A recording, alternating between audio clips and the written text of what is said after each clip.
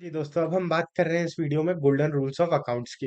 तो जैसे कि आपने एक प्रीवियस वीडियो में देख ही लिया होगा कि हम क्या करते हैं अकाउंट्स में, हम सिंपल नोट डाउन करते हैं ट्रांजैक्शंस को। अब ये जो हम ट्रांजैक्शन नोट डाउन कर रहे हैं, ये हम इन्हें अलग-अलग नामों से क्लासिफाई कर रहे हैं और इन्हें हम अलग-अलग नाम देते हैं कि जब भी मैं किसी चीज़ का ट्रांजैक्शन कर रहा हूँ, मान लीजिए मैंने कोई एसेट परचेज़ किया और किसी पर्टिकुलर पर्सन से उधारी में खरीदा, तो मैंने 2 अकाउंट बना दिए। एक एसेट का अकाउंट कि जैसे मैंने ये माइक परचेज़ किया है, तो मैंने इस माइक का एक अकाउंट बना दिया है या माइक के नाम से मैं इसे अंडर एसेट कॉलम अपनी बैलेंस शीट में दिखा रहा हूँ। तो मैंने एक चीज़ तो वो कर दी, मैंने एक एसेट का अकाउंट बना दिया, दूसरी चीज़ मैंने इसे उधारी में खरीदा है। मान लीजिए मैंने इसे मिस्टर अनूप से उधारी में खरीदा है, तो मैंने एक मिस्टर अनूप करके अपने क्रेडिटर का भी अकाउंट बना दिया है। तो अब इन अकाउंट से हम बनाते हैं, इन्हें रिकॉर्ड कहाँ करेंगे? जनरल में। जनरल में हमें इसे ले जाने के लिए क्या करनी पड़ेगी? General entries. तो ये जनरल एंट्रीज करने के लिए हमारे पास मल्टीपल अकाउंट्स है। जैसे कि अब हमने एक सिंपल सा एग्जाम्पल देखा क्रेडिट परचेज का। वहीं पे मैं अगर कैश में देता तो उसमें मिस्टर अनूप जो हमारे क्रेडिटर है उसकी जगह मैं कैश यूज करता। तो एक ही एंट्री से हम देख रहे हैं कि उसमें multiple permutation and combinations possible है। जैसे मेरे पास हजारों अकाउंट्स बन जाएंगे, तो इतने सारे अकाउंट्स को याद कैसे रखना है और वो एंट्री सही हो रही है या नहीं, वो कैसे देखना है? तो उसका एक सिंपल सा सॉल्यूशन हमारे पास है जिसे हम कहते हैं गोल्डन रूल्स ऑफ अकाउंट्स। ये गोल्डन रूल्स क्या है? ये 3 नियम है या 3 सिद्धांत है जिनसे आपको पता चल जाएगा कि आपकी जनरल एंट्री जो आपने अपनी बुक्स ऑफ अकाउंट में की है, जो कि हम मैनेज कर रहे हैं अंडर डबल एंट्री सिस्टम, वो सही है या नहीं। वो जनरल एंट्रीज हम क्रॉस वेरीफाई करते हैं इन गोल्डन रूल्स ऑफ अकाउंट्स के थ्रू। तो इन्हें समझना शुरू करते हैं। अब गोल्डन रूल्स ऑफ अकाउंटिंग कहता है कि हमारे जितने भी अकाउंट्स है ना, हमारे पास जितने भी अकाउंट है, चाहे वो एसेट्स के हो, लाइबिलिटीज के हो, इनकम्स के हो, एक्सपेंसेस के हो, पर्सनल रिलेटेड आइटम्स के हो, चाहे वो डेटर्स से हो, क्रेडिटर्स के हो, ट्रेड रिसीवेबल्स के हो, जितने भी हो, उन्हें आप सिर्फ 3 कैटेगरी में बांट सकते हैं। वो 3 कैटेगरीज कौन कौन सी होती है? वो है real account, personal account and nominal. कि वो खर्चे इन 3 कैटेगरीज में ही आएंगे, या तो वो रियल हो गए, या तो वो पर्सनल हो गए, या वो नॉमिनल हो गए। और रियल पर्सनल नॉमिनल के रूल के अकॉर्डिंगली डिसाइड होगा कि उस आइटम को हमें डेबिट करना है या क्रेडिट करना है। कि वो आइटम अगर बढ़ रहा है, और रियल अकाउंट क्या कहता है कि वो आइटम अगर बढ़ता है तो आप उसे डेबिट करें या क्रेडिट करें। तो उस रूल के हिसाब से हम उसके एंट्री पास करते हैं। तो आइए समझना शुरू करते हैं रियल पर्सनल नॉमिनल होता क्या है। ओके, तो स्टार्ट कर रहे हैं रियल अकाउंट से। रियल अकाउंट क्या होता है? सर, रियल अकाउंट डील करता है एसेट से। अब एसेट्स क्या होते हैं, ये हमने हमारी लास्ट वीडियो में ऑलरेडी डिस्कस कर लिया है। अब ये एसेट्स दो नेचर के हो सकते हैं। या तो ये हो सकते हैं इंटेंजिबल, या तो ये हो सकते हैं टेंजिबल। इंटेंजिबल एसेट्स क्या होते हैं? इंटेंजिबल एसेट्स जो मैं देख नहीं सकता, जिन्हें मैं छू के महसूस नहीं कर सकता। जैसे गुडविल। गुडविल क्या होता है? अच्छा नाम। कि जैसे आपका बिजनेस टैग बहुत अच्छा है, आपका धंधे का नाम चलता है कि भैया इस फलाने बिजनेस से जाओ, वहाँ क्वालिटी की ही चीज मिलेगी। जैसे कि एप्पल, कि आपने आईफोन लोगों के पास देखा होगा। अब iPhone is a good product. ये तो आपने जब तक आईफोन एक्सपीरियंस नहीं किया, ये तो आप नहीं बता सकते कि आईफोन अच्छा फोन है या नहीं है। बट आप मानते हो कि भाई इसके पास आईफोन है, मतलब इसका कुछ ना कुछ क्लास होगा, या ये फोन की क्वालिटी अच्छी है। तो that is an brand image, that is a psychological brand image जो एप्पल की बनी हुई है, कि मार्केट में एप्पल का नाम चलता है। That is nothing but a goodwill, an exam which is an example of N intangible asset. वैसे ही टेंजिबल एसेट, टेंजिबल एसेट यानी जिसे आप छू सकते हैं, महसूस कर सकते हैं, देख सकते हैं। जैसे किसी भी कोई बिल्डिंग हो गई, कोई कार हो गई, बाइक हो गई, जिन्हें आप टच एंड फील कर सकते हैं, वो होते हैं आपके टेंजिबल एसेट्स। तो इन एसेट्स को हम कहाँ डील करते हैं? रियल अकाउंट में।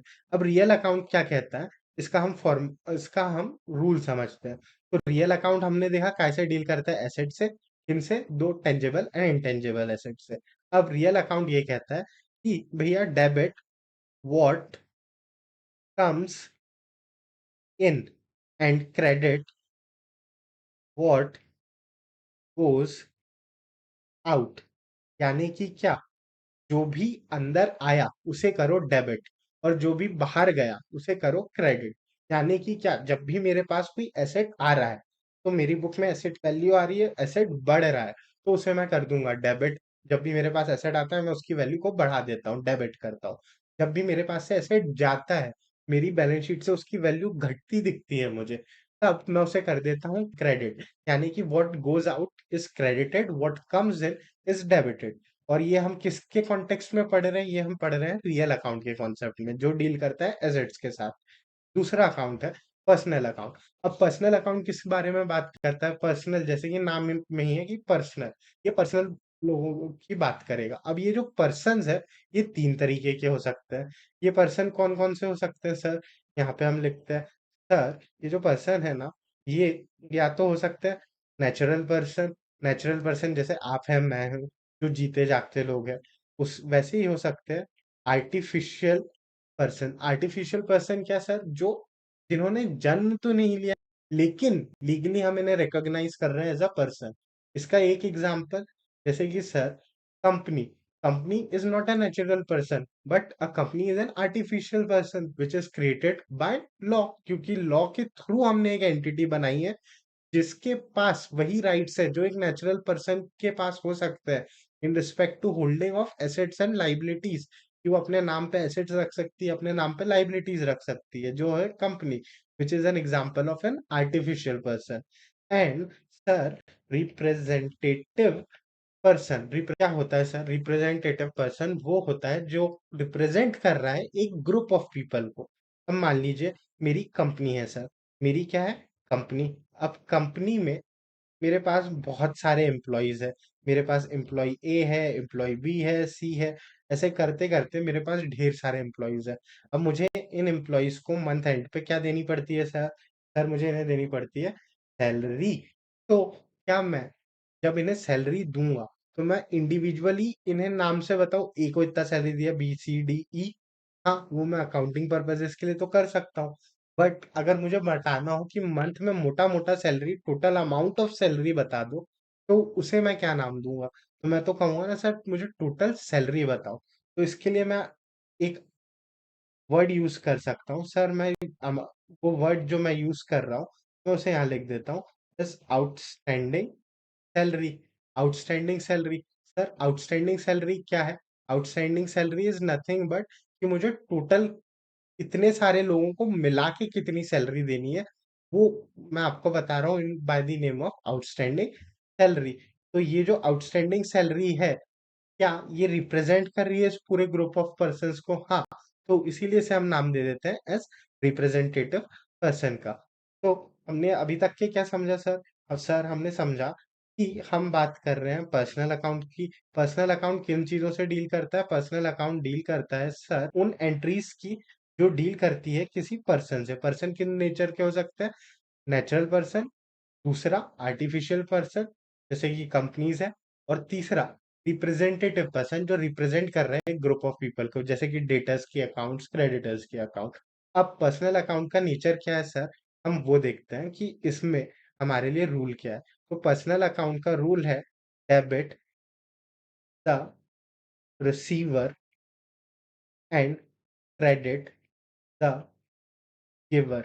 जो रियल अकाउंट जो है सर, वो डील कर रहा है विद एसेट्स। ये हो सकते हैं या तो टेंजेबल नेचर के या इंटेंजेबल नेचर के। वहीं पे जो पर्सनल अकाउंट है सर, ये डील करता है पर्सन से, जो हो सकते हैं नेचुरल पर्सन, आर्टिफिशियल पर्सन या रिप्रेजेंटेटिव पर्सन। अब हम आ रहे हैं नॉमिनल अकाउंट पे। अब नॉमिनल अकाउंट किससे डील करता होगा sir? Sir nominal account deal करता है या तो इनकम से या एक्सपेंसेस से। इनकम्स एंड एक्सपेंसेस क्या होते हैं? इनकम, इनकम जो यानी जो पैसा मुझे मैंने कमाया है, तो वो है मेरी इनकम। एक्सपेंसेस यानी जो मेरे खर्चे हैं, जो मुझे पैसे देने हैं, उसे हम कहते हैं एक्सपेंसेस। अब नॉमिनल अकाउंट का रूल क्या कहता है सर? वो पढ़ते हैं। सर नॉमिनल अकाउंट का रूल बिल्कुल सिंपल सा है। वो कहता है debit the expenses and losses. कि सर जो भी आपका एक्सपेंस या लॉस हुआ ना, उसे कर दो सीधा डेबिट। और जो क्रेडिट है ना, उसमें लिखता है credit the incomes and gains. कि सर जो भी आपकी इनकम हुई, जो भी आपको पैसा मिलना है, या जो भी आपके गेन्स हुए, उन्हें आप क्या कर देंगे? क्रेडिट। तो ये है हमारे रूल्स जिन्हें हम पढ़ते हैं। क्या है? रियल अकाउंट का debit what comes in, credit what goes out. दूसरा है पर्सनल अकाउंट का, वो क्या है? Debit the receiver credit the giver. उसके बाद नॉमिनल अकाउंट के रूल्स, वो क्या है? Debit the expenses and losses and credit the incomes and gains. अब इनका हम फटाफट एप्लीकेशन सीखेंगे कि इनसे हम कैसे हम बनाते हैं जनरल एंट्रीज। तो सर आ जाते हैं हमारी इस शीट पे। इस शीट में हम पहले स्टार्ट कर रहे हैं रियल अकाउंट से। रियल अकाउंट का हमने क्या रूल पढ़ा था? Debit what comes in, credit what goes out. तो ये डील करता है एसेट से। तो अब मान लीजिए आपने कोई एसेट है, आपने क्या किया? उस एसेट को बेच दिया। तो सर जब आप एसेट है, एसेट को बेच रहे हैं, तो आपका एसेट आपके पास है या एसेट बाहर जा रहा है? बाहर जा रहा है। अब हम एग्जांपल के लिए ले लेते हैं, वो एसेट जो आपने बेचा वो है लैंड यानी जमीन। तो सर मेरे पास है लैंड, मैंने लैंड बेच दी। तो अब जब मैं ये लैंड को बेच रहा हूँ तो ये मेरे पास है या जा रही है? ये जा रही है, यानी कम हो रही है। तो इसका हम रूल क्या पढ़ के आए थे? इसका रूल हमने पढ़ा था डेबिट व्हाट कम्स इन। क्या ये आई? तो क्या मैं इसे डेबिट करूं? नहीं, ये गई है। Credit what goes out. तो ये जो लैंड है, इसे हम कर देंगे क्रेडिट। और जब हम किसी आइटम को क्रेडिट करते हैं तो हम उसे जनरल एंट्री में टू करके लिखते हैं। ये टू दर्शाता है कि वो आइटम क्रेडिट हो रहा है। तो हमने इसे कर दिया क्रेडिट। और डेबिट, डेबिट में मैं क्या कहूँगा? मान लीजिए सर मैंने इसे कैश में बेचा है। कैश भी क्या है? मेरा एसेट है। अब मेरे पास एक एसेट जा रहा है, उसे मैंने कर दिया है क्रेडिट। मेरे पास दूसरी चीज आ रही है जो कि है मेरे पास कैश। तो इसे मैं कर दूंगा डेबिट। तो cash account debit to land account. ये मेरी एक जनरल एंट्री बन गई। सिमिलरली अब मैं बात कर रहा हूँ परचेजेस की, कि मैंने एक दूसरा एसेट परचेज किया। परचेज क्या किया सर? मैंने परचेज किया लैपटॉप। तो इस केस में मैं फिर से लिखता हूँ सर, क्या? लैपटॉप। लैपटॉप मेरे बिजनेस में आया, मेरा एसेट आया, तो मैं सेट कर देता हूँ debit. Debit what comes in. Credit, कि इसके बदले में मैंने पैसा दिया होगा, तो मैं क्रेडिट कर देता हूँ टू कैश। तो इस तरीके से हमने सीखा एप्लीकेशन ऑफ रियल अकाउंट के रूल को। हाँ जी, इससे पहले हम पर्सनल अकाउंट पे बढ़े, हम पहले बात कर लेते हैं नॉमिनल अकाउंट की। हमने नॉमिनल अकाउंट के रूल्स क्या पढ़े थे? ये रहे, debit the expenses and losses and credit the incomes and gains. तो हम नॉमिनल अकाउंट में एकदम सिंपल तरीके से समझते हैं। मुझे क्या करना है? मुझे डेबिट करने अपने सारे खर्चे और लॉसेस, मुझे क्रेडिट करने अपने सारे इनकम्स एंड गेन्स। हाँ जी, तो हम पढ़ रहे हैं नॉमिनल अकाउंट के एग्जाम्पल। तो चलिए शुरू करते हैं। अब मान लीजिए मेरे यहाँ कुछ वर्कर्स काम कर रहे हैं, मुझे उन्हें वेजेस पे करनी है। तो अब ये जो मैं वेजेस पे कर रहा हूँ, क्या ये मेरे लिए खर्चा है? जी हाँ, खर्चा है। तो इसका हमने क्या रूल पढ़ा था? इसका हमने सिंपल सा रूल पढ़ा था, debit the expenses and losses. तो मेरे लिए जो वेजेस है, ये मेरा खर्चा है, तो मैं इसे कर देता हूँ डेबिट। और मैं इसे कैश में पे कर रहा हूँ, तो मान लीजिए तो मैं इसे कर देता हूँ टू कैश। ये जो कैश है ये क्या है? ये एक एसेट अकाउंट है। एसेट अकाउंट कहाँ से? Real account. तो रियल अकाउंट में जब हम पढ़ते थे debit what comes in, credit what goes out. तो क्रेडिट व्हाट गोज आउट, जो बाहर गया कैश, उसे मैंने क्या कर दिया यहाँ पे? क्रेडिट। तो ये हमारा एक एंट्री बना। वैसे ही हम मैं बात करता हूँ कि मैंने कुछ पैसा है वो बैंक में रखा है, उसके अगेंस्ट मुझे कुछ इंटरेस्ट मिला है। तो उस केस में क्या होगा? तो उस केस में ये जो मेरा इंटरेस्ट है, ये मुझे रिसीव हो रहा है। ये कहाँ पे मुझे रिसीव हो रहा है सर? ये मुझे रिसीव हो रहा है इन दी बैंक अकाउंट। ये जो मेरा बैंक अकाउंट है, क्या वो मेरा एसेट है? हाँ, तो मेरा बैंक बैलेंस बढ़ रहा है। तो बैंक अकाउंट जो है मेरा, ये मेरा एसेट है। एसेट बढ़ा, इसलिए हमने क्या रूल पढ़ा था? Debit what comes in. तो ये हो गया डेबिट। और ये जो मेरा इंटर क्यों बढ़ रहा है? ये बढ़ रहा है मेरा इंटरेस्ट के कारण। और ये जो इंटरेस्ट है ये क्या है? मेरी इनकम है। और इनकम के लिए हमने क्या पढ़ा था? Nominal account. नॉमिनल अकाउंट का रूल क्या था? Credit the incomes and gains. तो इसे मैं कर दूंगा क्रेडिट। तो ये हो गया क्रेडिट। ये ऐसे हमने बनाई नॉमिनल अकाउंट की एंट्रीज। अब हम बनाते हैं पर्सनल अकाउंट की एंट्रीज। अब हमारा पर्सनल अकाउंट क्या कहता था?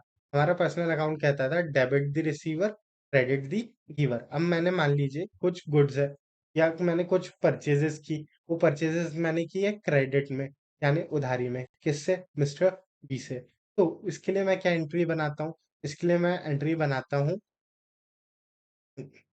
मान लीजिए ये जो गुड है, ये है गुड्स परचेस, को कर दूंगा मैं डेबिट। क्यों? क्योंकि ये जो गुड्स मैंने परचेज किए, अब ये मेरे बिजनेस के लिए एसेट है, मेरा स्टॉक एंड ट्रेड हो सकता है। तो ये गुड्स आ रहा है रियल अकाउंट के थ्रू, डेबिट द रिसीवर। और मैं इसे क्रेडिट कर देता हूँ टू बीज अकाउंट। बीज अकाउंट क्यों मैंने क्रेडिट किया? क्योंकि एज पर आर ये जो बी का अकाउंट है ये पर्सन से रिलेटेड अकाउंट है, किसी नेचुरल पर्सन का अकाउंट है जो मेरा क्या है, क्रेडिटर है, जिसे मुझे पैसे देने हैं। तो इसके लिए नॉमिनल अकाउंट का रूल क्या था? Debit the receiver, credit the giver. Credit हमने किसे किया है? गिवर को, कि जिसके पास से पैसा जाना है उसे हमने क्रेडिट किया है। अब ये थोड़ा-सा आपको कंफ्यूजिंग लग सकता है, तो मैं इसे और सिंप्लीफाई कर देता हूँ। ये जो है ना, इसे आप debit the receiver and credit the giver of उधारी के नाम से समझिए। ये जो ऑफ उधारी है, ये हमने सिर्फ अपनी अंडरस्टैंडिंग के लिए ऐड कर दिया है। तो अब आपको ये थोड़ा बेहतर तरीके से समझ में आएगा कि क्या यहाँ पे उधारी किसकी है? बी की। बी ने मेरी एंटिटी पे उधारी चढ़ाई है। क्यों? क्योंकि मैंने उससे क्रेडिट में कुछ गुड लिया है। तो B is a receiver of उधारी। क्या मैंने बी पे उधारी चढ़ाई है? नहीं। B is the giver of उधारी, कि बी ने मुझ पे उधारी चढ़ाई है, इसलिए हमने उसके अकाउंट को कर दिया है क्रेडिट। वैसे ही हम पढ़ रहे हैं पर्सनल अकाउंट। पर्सनल अकाउंट का रूल हमने क्या पढ़ा? Debit the receiver, credit the giver. और अपनी अंडरस्टैंडिंग के लिए हमने उसके आगे एक शब्द जोड़ दिया है, ऑफ उधारी। ऑफ उधारी यूं तो आपको एग्जाम में नहीं लिखना है, कहीं नहीं लिखना है, सिर्फ समझने के लिए हम कर रहे हैं। ऐसे ही मैंने किया क्रेडिट सेल्स, यानी मैंने कुछ गुड्स बेचे हैं जो मैंने क्रेडिट में बेचे हैं। तो अब मुझे बताइए, जो सेल्स है ये की मेरी इनकम है, तो इसे मैं कर दूंगा क्रेडिट टू सेल्स अकाउंट। अब मैंने किसे बेचे? ए को। एज अकाउंट को मैं कर दूंगा डेबिट। तो ए का अकाउंट हो जाएगा डेबिट टू सेल्स। सेल्स क्यों? सेल्स एक नॉमिनल नेचर का अमाउंट है जो कि मेरी इनकम होगी, इसलिए मैंने उसे कर दिया क्रेडिट। और ए जो है एक पर्सनल अकाउंट है, मेरे डेटर का अकाउंट है, उसे मैंने कर दिया डेबिट। क्यों? क्योंकि A is a receiver. Debit the receiver of उधारी, कि मैंने ए पे उधारी चढ़ाई है, इसलिए मैंने ए को कर दिया डेबिट। तो इस तरीके से हमने सीखा कि गोल्डन रूल्स ऑफ अकाउंट क्या है। गोल्डन रूल्स ऑफ अकाउंट तीन होते हैं: real, personal, nominal. Real accounts का ऐसे डील करते हैं एसेट से, और उनके रूल्स क्या है? Debit what comes in, credit what goes out. इसे आप पर्सनल प्लस माइनस से समझना चाहे तो इस तरीके से देख सकते हैं कि जब भी मेरा एसेट अकाउंट बढ़ता है मैं उसे डेबिट करता हूँ, जब मेरा एसेट अकाउंट गिरता है मैं उसे क्रेडिट करता हूँ। वैसे ही हमने सीखा पर्सनल अकाउंट। पर्सनल अकाउंट किससे डील करता है? रियल, आर्टिफिशियल और रिप्रेजेंटेटिव पर्सनल से के अकाउंट से। तो उनसे हम debit the receiver, credit the giver के नाम से समझते हैं। और हमने अपनी अंडरस्टैंडिंग के लिए उससे एक शब्द जोड़ा है जो कि है उधारी। तो हमने पढ़ा पर्सनल अकाउंट। पर्सनल अकाउंट का रूल क्या कहता है? डेबिट द रिसीवर, कि जो उधारी है, जब किसी पे उधारी चढ़ी या मैं किसी पे उधारी चढ़ा रहा हूँ तो मैं उसे कर रहा हूँ डेबिट, यानी मैं उसे बना रहा हूँ डेटर। यानी कि क्या, ऑन फ्यूचर मुझे उससे पैसा मिलने वाला है, तो मेरे पास पैसा ऑन फ्यूचर आएगा, इसलिए मैं उसे कर रहा हूँ debit. Versus credit the giver, कि जिससे मैंने पैसा लिया है, जिससे मैंने उधारी ली है, यानी ऑन फ्यूचर में उसे पैसा देने वाला हूँ, तो जिसके कारण ऑन फ्यूचर मेरे पास से पैसा जाएगा। इसीलिए सर उसे हम कर रहे हैं क्रेडिट, क्रेडिट दी गिवर, यानी कि ऑन फ्यूचर पैसा माइनस होगा इन क्रेडिट, ऑन फ्यूचर पैसा प्लस होगा इन डेबिट। और फाइनली नॉमिनल। नॉमिनल की एंट्रीज हमने क्या पढ़ी? Debit all expenses and losses, की जो भी मेरे खर्चे हैं या मेरे लॉसेस है उन्हें मैं क्या करता हूँ? डेबिट, यानी कि इन खर्चों और लॉसेस के कारण मेरा अमाउंट नीचे जाता है, इनमें मेरा पैसा जो है मेरे बिजनेस से बाहर जाता है। और credit all incomes and gains, यानी कि क्या, इन एंट इन इनकम्स और गेन्स के कारण मेरे बिज़नेस में पैसा आ रहा है, तो मैं मेरा पैसा बढ़ रहा है, तो उसे मैं करता हूँ क्रेडिट। और ये है हमारे गोल्डन रूल्स ऑफ अकाउंट्स।